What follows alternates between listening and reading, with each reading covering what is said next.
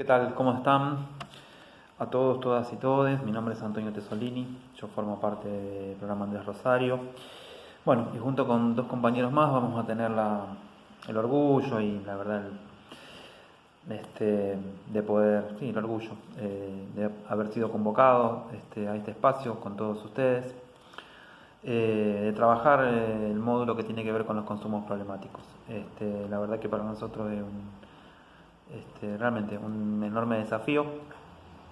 intentar compartir con todos ustedes la experiencia de trabajo de nuestra institución, que tiene ya más de 20 años en la ciudad de Rosario, que no tiene nada que ver con el programa Andrés Nacional, que por ahí ustedes lo pueden haber sentido, si bien originariamente provenimos de la misma institución. En Rosario rápidamente comenzó a hacer otro recorrido el programa, a partir básicamente de pensar a los consumos problemáticos en otras claves, en otras coordenadas políticas y clínicas, fundamentalmente. Para comenzar, nos parece necesario señalar algunas cuestiones que son el piso a partir del cual nosotros pensamos los consumos problemáticos. Decir en primer lugar que nos parece estratégico ubicar esta problemática fundamentalmente en el lugar que tiene hoy, fundamentalmente en el contexto de este clima de época en el que vivimos, porque entendemos que es estratégico para poner en discusión los procesos de segregación y de exclusión y de sustitución de la lógica manicomial. A nosotros nos parece que, y si en todo caso podemos decir, acá tenemos cuentas pendientes, tiene que ver con no ubicar el problema de los consumos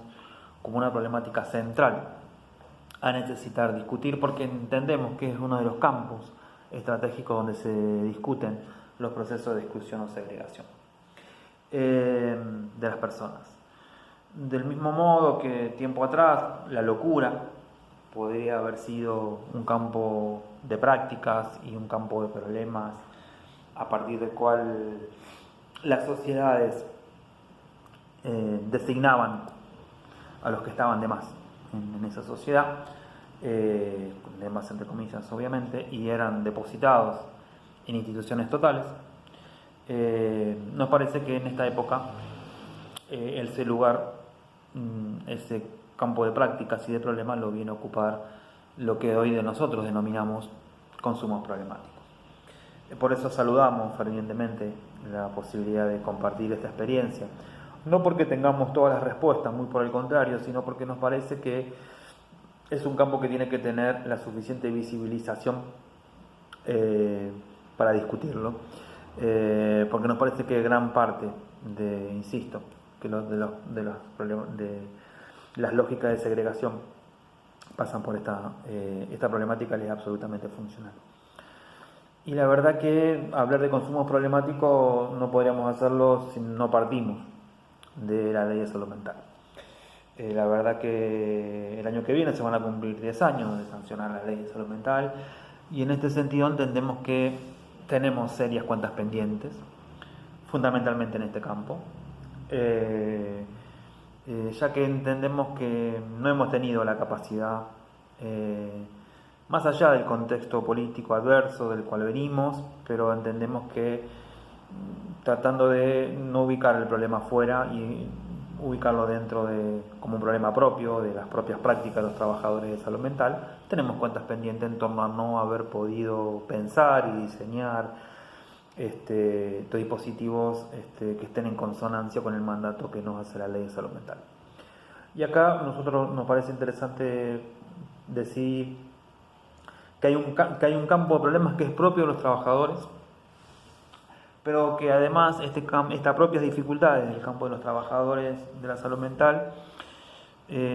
está muy atravesado y muy condicionado, porque nos parece que en tanto y en cuanto no pongamos sobre la mesa la necesidad de discutir la reformulación de la ley 23737,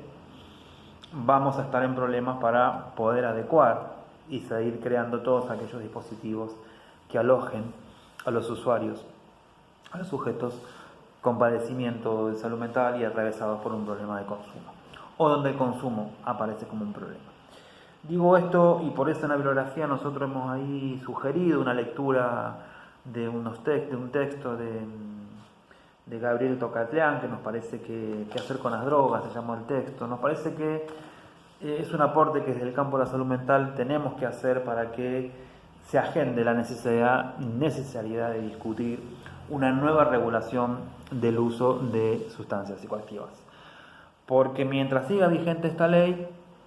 que es absolutamente contradictoria con dos leyes, con la ley 26657, que es la ley de salud mental, y con otra ley que es complementaria de esta, que lamentablemente los trabajadores de salud mental desconocemos para su uso, para su aplicación, que es la ley ACOP, que es la 26934. Digo, nos parece que acá hay una fuerte paradoja, una fuerte contradicción de que estas dos leyes sigan conviviendo, digamos, y para lo cual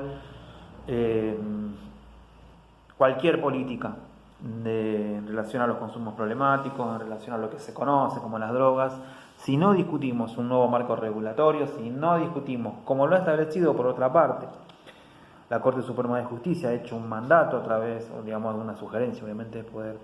no puede darle mandato a otro poder, pero sí le ha sugerido, de alguna manera le ha mandado al Poder Legislativo la necesidad de adecuar la Ley 23737 a los estándares internacionales de derechos humanos a través de dos fallos. Lamentablemente aún eso no ha ocurrido. Sabemos que es un tema complejo, que no es un debate sencillo de dar, pero entendemos que para ser coherentes con lo que decimos mientras existe una ley, como la ley de salud mental, como la ley ACOP, que ubican a los usuarios de sustancias psicoactivas como aquellos usuarios en el cual el consumo o el uso se ha convertido en problemático, como un problema de salud,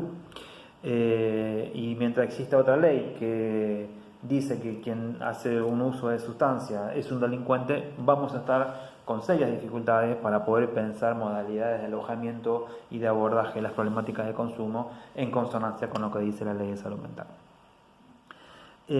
¿Por qué decimos esto? Porque nos parece que obviamente aún sigue permeando nuestras prácticas, fundamentalmente las representaciones sociales, y cuando hablo de las representaciones sociales todos sabemos que las representaciones sociales nos atraviesan a todos, trabajadores, usuarios de sustancias, familiares, corporación mediática, es una representación que tiene mucho impacto en la producción de sentido. Digo, mientras siga existiendo esta ley, seguirá operando como telón de fondo esta contradicción, donde lo que ha hecho, lo que fundamentalmente, digamos, promueve esta ley, ha sido un modo que ha sido hegemónico y único durante muchísimo tiempo en el modo de pensar la problemática del consumo, modo que ubica el abordaje o el problema de los consumos centrado en la sustancia y no centrado en los sujetos. Al pensar la sustancia, el problema de los consumos centrado en la sustancia, obviamente los modos de pensar, los abordajes van a diferir sustancialmente de quienes pensamos que los problemas de consumo lo tenemos que pensar centrado en los sujetos, centrado en torno a qué nos pasa a los sujetos, a las personas que construimos vínculos con determinadas sustancias o no, o con determinados objetos o no, que en determinado momento ese consumo o ese vínculo se puede tornar problemático. Y en todo caso después podemos avanzar un poquito más en qué consideramos a un consumo problemático. Partiendo de la base que todos somos consumidores, y el hecho de que todos seamos consumidores, que todos consumimos, no implica que todo consumo es problemático. Esto nos parece que es el sustrato sobre el cual pensamos nuestras prácticas, y esto hace necesario ponerlo sobre la mesa, y por eso les decía que mientras la ley de salud mental va en esta dirección y en ese marco crea una dirección de salud mental, aún convivimos con otro marco legal que dice que el uso de sustancias psicoactivas es ilegal, es un delito, y sigue vigente,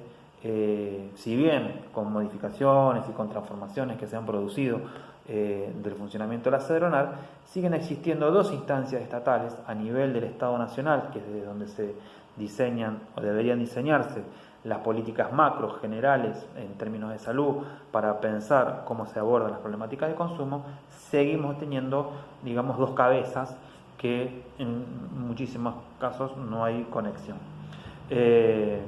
Donde la Cedronar sigue siendo la instancia estatal, a partir de la cual todas las provincias han creado sus distintas, obviamente con sus particularidades, pero es a partir de la cual se han creado o diseñado todas las instancias institucionales que piensan los modos de abordar los consumos problemáticos. Y si la Cedronar, creada en la década del 90, y que refleja y que es tributaria de lo que se denomina la guerra a las drogas, donde el problema está puesto en la sustancia, todo lo que se construyó a lo largo de todos estos años, fundamentalmente en la década de los 90, va en esta dirección y subyace, persiste. Obviamente con menor fuerza, porque también la sanción de la ley de salud mental y el avance que significó esta ley, como la ley ACOP, como la ley de los derechos del paciente, van en otra dirección, conviven. Y esta convivencia es muy contradictoria y hace que le sume allá la complejidad propia de los consumos problemáticos, le sume esta complejidad que subyace en nuestras prácticas. Digo, para poder pensar cualquier problemática, para poder pensar el abordaje de la problemática de consumo, esto lo tenemos que discutir. Esto es necesario ponerlo sobre la mesa. Y creo que la experiencia uruguaya, la experiencia de otros países de América Latina, en el término de modificar la regulación del uso de sustancias psicoactivas, es central. Porque, digo, como les decía, incorpora un aditamento y un mayor grado de dificultad a las propias dificultades que ya tenemos en el campo de la salud mental.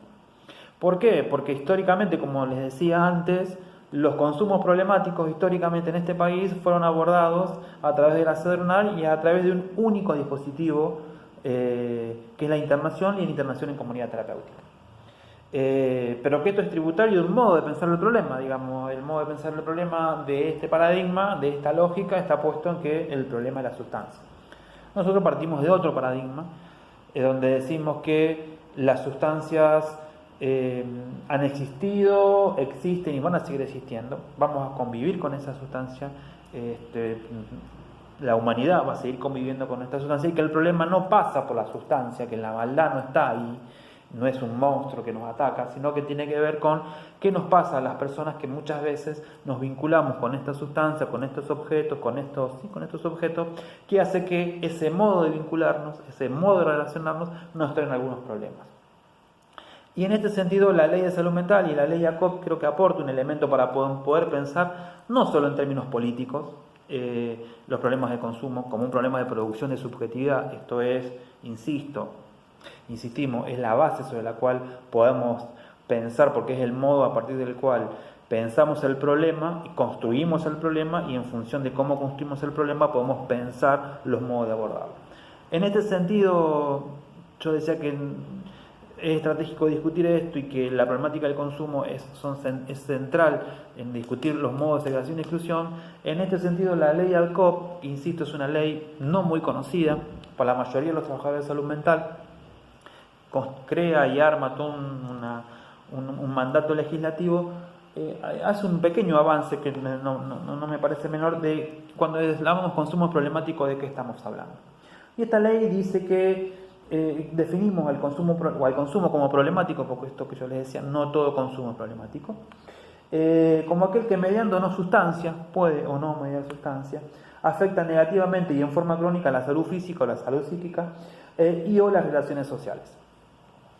Es a partir de esta perspectiva que es interesante pensar los consumos problemáticos, y es a partir de esta perspectiva que nosotros, aún antes de sancionar la ley de salud mental, aún antes de sancionar esta ley, veníamos pensando la necesidad y venimos repensando de manera sistemática la readecuación de nuestras prácticas o de nuestros dispositivos a estas presentaciones subjetivas de época, donde muchas veces, o la mayoría de las veces, y esto tiene que ver con lo que le decía al principio, el consumo aparece como un gran coagulador de sentido. Un gran coagulador de sentido que es lo que hace invisibilizar problemáticas que atraviesan a los sujetos, pero muchas veces lo que nos llega, la demanda que nos llega, es por un supuesto problema de consumo, y seguramente a muchos de ustedes les ha pasado y a nosotros nos pasa, que a poco de andar, a poco de hacer la primera entrevista nos encontramos que ese usuario, lejos de tener un problema de consumo, está atravesado por múltiples problemas, quizás algunos de ellos mucho más graves, si se quiere, que el consumo en sí mismo. Por eso le decía que es importante, nos parece importante discutir esto, porque